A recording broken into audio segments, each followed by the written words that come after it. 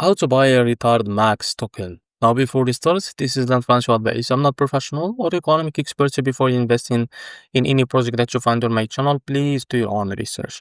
Now, before going on buy this token, make sure to check their community on X. As you can see, they have 659 members there.